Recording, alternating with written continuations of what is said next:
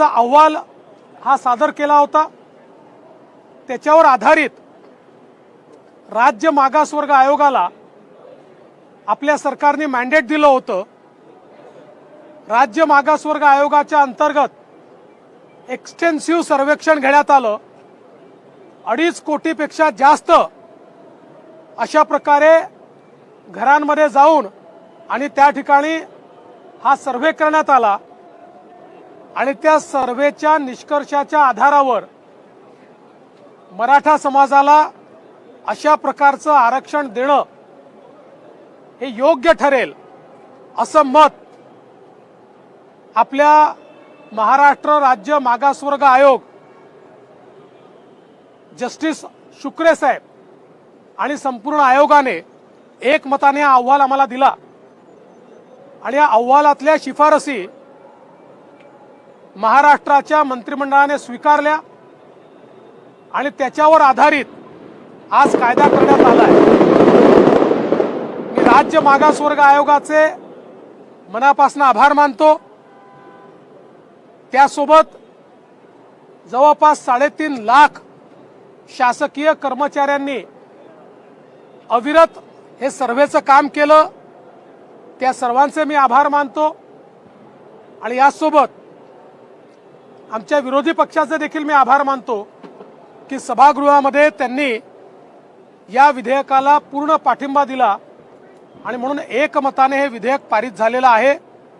मला विश्वास आहे की एकीकडे आरक्षणाचा प्रश्न आम्ही सोडवलाय आणि दुसरीकडे वेगवेगळ्या मार्गातनं मराठा समाजाच्या उत्थानाकरता मग ते स्वर्गीय अण्णासाहेब पाटील आर्थिक विकास महामंडळ असेल किंवा या ठिकाणी राजश्री शाहू महाराजांच्या नावाने जी संशोधन संस्था आपण सुरू केलेली आहे ती संस्था असेल किंवा इतर विविध इंटरव्हेन्शन जे आपण केलेले आहेत, यामुळे मराठा समाजातल्या तरुणाईला निश्चितपणे न्याय मिळेल अशा प्रकारचा मला विश्वास आहे। मला याही गोष्टीचा आनंद आहे की हे सगळं करत असताना ओबीसी समाजाला कुठेही त्या ठिकाणी अडचण होईल, त्यांचं आरक्षण कमी होईल, त्यात कुठला वाटेकरी होईल अशा प्रकारचा मार्ग आम्ही स्वीकारलेला नाही।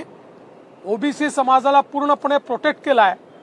त्यामुळे मला विश्वास आहे राज्य सरकारच्या या निर्णयामुळे वर्षानुवर्ष एकाच गावामध्ये नांदणारे आमचे ओबीसी आणि मराठा बांधव हे गुण्या गोविंदाने ज्या प्रकारे छत्रपती शिवाजी महाराजांचे मावळे म्हणून वर्षानुवर्ष नांदत होते तसेच ते नांदतील आणि दोन्ही समूहांचा या ठिकाणी विकास होईल हा मला विश्वास आहे।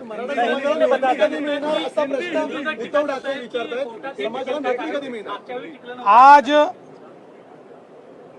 मुख्यमंत्री श्री एकनाथराव शिंदे जी के नेतृत्व में हमारी सरकार ने मराठा समाज को एससी-बीसी के तहत 10% आरक्षण देने का प्रस्ताव एक कानून के रूप में, एक बिल के रूप में दोनों सदनों में रखा था। दोनों सदनों में एक मत से यूनानिमसली इस कानून को मान्य किया है, इस बिल को मान्य किया है और इसको कानूनन अमली जामा पहनाया है। अब कानूनन मराठा समाज को 10% आरक्षण दिया जाएगा।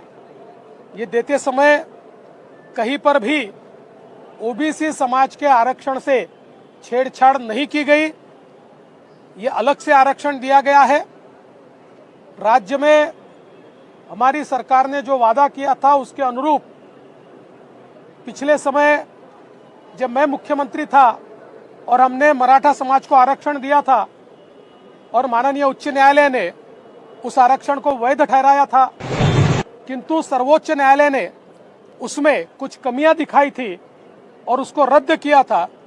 उसके बाद हम लोगों ने चीफ जस्टिस भोसले साहब की कमेटी तैयार की थी और उनको हमने ये निवेदन किया था कि ये क्या कमियां हैं और इन कमियों को कैसे पूरा किया जा सकता है। इस बारे में वे हमें मदद करे। उन्होंने उस प्रकार से एक रिपोर्ट हमको दिया, उस रिपोर्ट के आधार पर हमने टर्म्स ऑफ रेफरेंस ये बैकवर्ड क्लास कमीशन को दिया। बैकवर्ड क्लास कमीशन के लिए करीब राज्य के 3.5 लाख कर्मियों ने एक्सटेंसिव सर्वे किया। उस सर्वे के आधार पर बैकवर्ड क्लास कमीशन ने एक रिपोर्ट तैयार की, जिस रिपोर्ट में उन्होंने अनुशंसा की कि मराठा समाज ये सामाजिक आर्थिक रूप से पिछड़ा होने के कारण एक विशेष प्रवर्ग के रूप में इसको देखा जाए और इसको 10% आरक्षण नौकरियों में और साथ साथ शिक्षा में भी दिया जाए। उसी प्रकार का यह आरक्षण दिया गया है। मुझे बहुत खुशी है कि आज हमारे मुख्यमंत्री जी के नेतृत्व में हमारे महायुति की सरकार ने एक ऐतिहासिक फैसला आज लिया है। आप विपक्ष लगातार दोहरी भूमिका निभा रहे, सदन के भीतर एनोनिमसली पास होता है, बाहर आकर विपक्ष के लोग कहते हैं सरकार सिर्फ सामने चुनाव को ध्यान में रखकर आरक्षण दे रही है। देखिए, ये तो विपक्ष का काम ही है, पर ये बात भी लोगों ने देखी है कि जब हमने कानून लाया तो विपक्ष ने उसको पूरा समर्थन दिया है। तो इसलिए अब ऐसी दोहरी भूमिका लेने का कोई कारण नहीं है। फिर भी मैं ये बात कह दूं, चुनाव हो चाहे नहीं हो, हमने ये भूमिका 1.5 साल से रखी थी और 1.5 साल से हम लोग इसके ऊपर मेहनत कर रहे थे और उसके बाद ये नतीजा आया है। मेगा भरतीमध्ये अजितदादांना अर्जंटली बाहेर जायचं होतं, ते बीएससीला देखील उपस्थित नव्हते, ते अर्जंटली बाहेर गेले। मेगा भरतीमध्ये मराठा आरक्षणाचा आता समावेश मेगा भरती जी तुम्ही करत आहात त्याच्यामध्ये तर मराठा आरक्षणाला नोकऱ्या मिळतील का? एकदा उद्धव ठाकरे पण सवाल कशी आहे, एकदा कायदा पास झाला की आता जेवढ्या ऍडव्हर्टिजमेंट्स निघतील त्या सगळीकडे मराठा समाजाचं आरक्षण असेल। उद्धव ठाकरे नाम प्रश्न का पडतोय? उन्होंने शक जताया है कि जो आपने वादा किया है वो जमीन पर नौकरियां मिलना चाहिए लोगों को, वो देखना चाहते हैं। कौन? उद्धव ठाकरे ने कहा कि चलो अच्छी बात है, उद्धव ठाकरे जी का भी हमारे ऊपर ही भरोसा है, ये भी बहुत अच्छी बात है।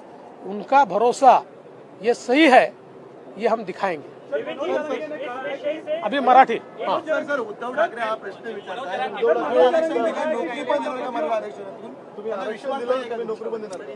मला असं वाटतं की आता हे विधेयक पास झाल्यानंतर सगळ्या नोकऱ्यांमध्ये हे आरक्षण मिळणारच आहे।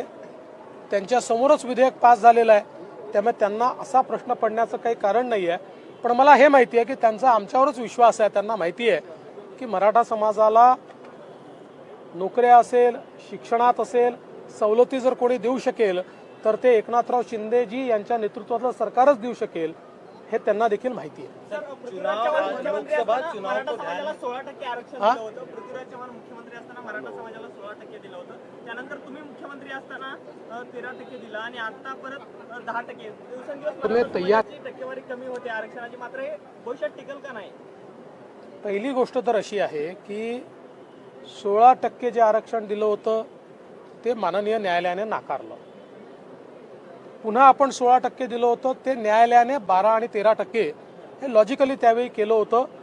परंतु आता राज्य मागासवर्ग आयोगाने सुप्रीम कोर्टाने जे काही निकष दिले त्या निकषांच्या आधारावर ज्यावेळेस पाहणी केली, त्या पाहणीतनं त्यांनी ज्या प्रकारचा रिपोर्ट दिला आहे, शेवटी आपल्याला आरक्षणाची टक्केवारी ठरवताना जो काही आपल्याकडे रिपोर्ट असतो त्याच्यामधले जे काही निरीक्षणं असतात आणि वेळोवेळी न्यायालयाने दिलेले आदेश असतात, याच्या परव्ह्यूमध्येच हा निर्णय आपल्याला करावा लागतो।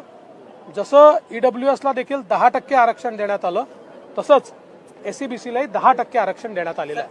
कांग्रेस ने कहा मुसलमानों को भी आरक्षण मिलना चाहिए, मराठाओं को इंसाफ दिया, मुसलमानों को भी आरक्षण दिया। नहीं, इसके ऊपर आप सवाल उद्धव ठाकरे जी को पूछिए। क्या उद्धव ठाकरे जी को ये मंजूर है कि उनकी साथी कांग्रेस कहती है कि मुसलमानों को आरक्षण दिया जाना चाहिए? ये सवाल मेरे से ज़्यादा आप उद्धव ठाकरे जी को पूछ सकते हैं। हमारा तो पहले दिन से हमारी भूमिका पक्की है। धार्मिक आधार पर आरक्षण भारत रत्न डॉक्टर बाबा साहेब आम्बेडकर ने तैयार किए हुए संविधान में इसका कोई प्रावधान नहीं है और भारत रत्न डॉक्टर बाबा साहेब आम्बेडकर के संविधान की शपथ हमने खाई है, इसलिए उस संविधान से अलग कोई भी निर्णय भारतीय जनता पार्टी या महायुति की सरकार नहीं कर सकती। इसलिए सवाल उद्धव जी को और कांग्रेस को पूछिए। ड्रग्सची मोठी कारवाई झाली आहे पुण्यामध्ये ड्रग्सची मोठी कारवाई झाली आहे। गेल्या अनेक दिवसांपासून ड्रग्स मोठ्या प्रमाणात जप्त होताना पाहायला मिळतंय। पुण्यामध्ये जवळपास 1100 कोटींचं ड्रग्स जप्त झालंय। मी पुणे पोलिसांचं मनपूर्वक अभिनंदन करतो। एक प्रचंड मोठी कारवाई त्यांनी केली आहे आणि या कारवाईमध्ये जवळपास 1100 कोटी रुपयाचे ड्रग्ज वेगवेगळ्या ठिकाणी त्यांनी शोधून काढले आहेत। एक लिंक मिळाल्यानंतर त्याचं बॅकवर्ड लिंकेज करत पोलीस गेले आणि त्यामुळे बरेच कन्साइनमेंट सापडले आहेत। ज्या ठिकाणी याचा कारखाना होता तो देखील आता जप्त झालेला आहे आणि एवढंच नाही, आता याचे फॉरवर्ड लिंकेजेस जे आहेत ते देखील पाहणं चाललेलं आहे। असं लक्षात येत आहे की याचे काही लिंक्स दिल्लीशी देखील आहेत, काही लिंक्स इतर राज्यांची देखील आहेत। त्यामुळे त्या फॉरवर्ड लिंकेजेस देखील आता तपासून तिथनं पण जप्ती करायची आणि तिथलेही गुन्हेगार पकडायचे। त्या राज्यांची मदत आम्ही त्या ठिकाणी घेणार आहोत आणि त्यांना देखील पकडण्यात येणार आहे। मला असं वाटतं की मी मागच्याही काळात सभागृहामध्ये सांगितलं की आम्ही ड्रग्सच्या संदर्भात झिरो टॉलरन्स पॉलिसी हातामध्ये घेतलेली आहे। त्यामुळे निश्चितपणे पोलिसांनी केलेली कारवाई अत्यंत महत्त्वाची आहे, गंभीर देखील आहे आणि याच्यामध्ये मी स्वतः पोलीस कमिशनर आणि त्यांच्या अधीनस्थ सर्व अधिकाऱ्यांना सांगितलं आहे की कोणालाही याच्यामध्ये सोडायचं नाही। कुठले कुठले लिंकेजेस आहेत ते सगळे शोधून काढायचे आणि यदा कदाचित दुरान्वयाने कुठल्या पोलिसांनीही मदत केली असेल तर त्याच्यावरही कारवाई करण्याचे सक्त आदेश मी दिलेले आहेत। मराठा समाजातर्फे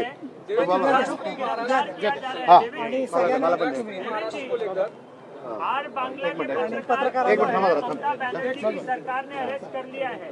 एक मिनट ये मिठाई खिला रहे हैं, मिठाई के बाद में करता हूँ।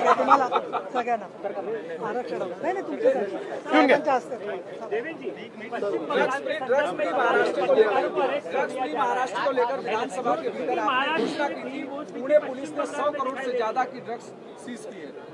देखिए, मैं पुणे पुलिस का बहुत बहुत अभिनंदन करना चाहता हूं। उन्होंने अलग अलग कार्रवाइयों में 1100 करोड़ रुपए के ड्रग्स को, एमडी को जब्त किया है और ये करते समय एक लिंक मिली, उसके आधार पर बैकवर्ड लिंकेज वो ढूंढते गए और बहुत अच्छी तफ्तीश उन्होंने की, जिसके कारण एक बहुत बड़ा कंसाइनमेंट ये वो हथिया पाए हैं, उसके ऊपर छापा मार पाए, उसको जब्त कर पाए।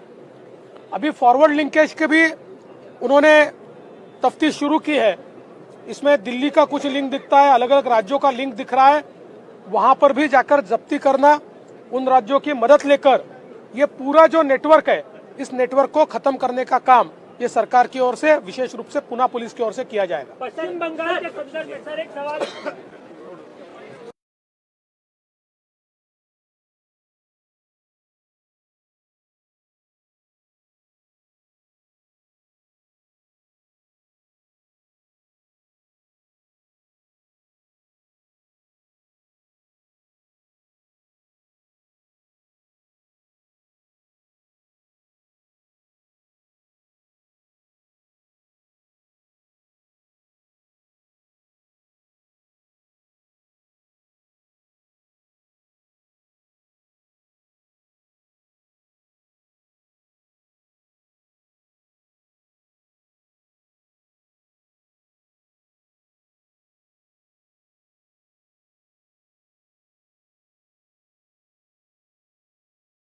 पश्चिम बंगाल के संदर्भ में सर एक सवाल